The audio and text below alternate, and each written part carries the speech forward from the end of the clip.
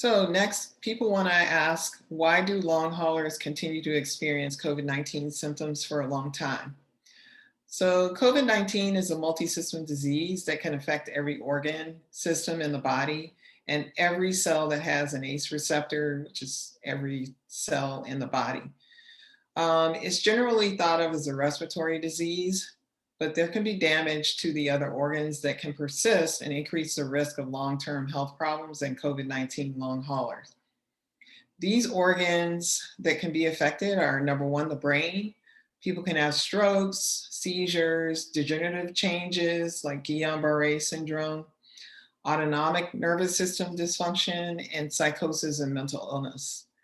COVID-19 can increase the risk of developing degenerative neurological diseases like Parkinson's and Alzheimer's disease. Number two is the heart. Studies show that imaging taken months after acute illness show lasting damage to the heart muscle and increase the risk of heart failure and arrhythmias. The damage does not seem to correlate with the severity of the disease, so people can have mild disease and still have heart problems.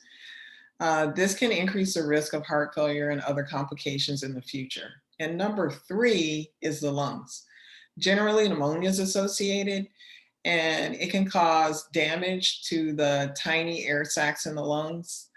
The resulting scar tissue can lead to long-term obstructive types of breathing problems.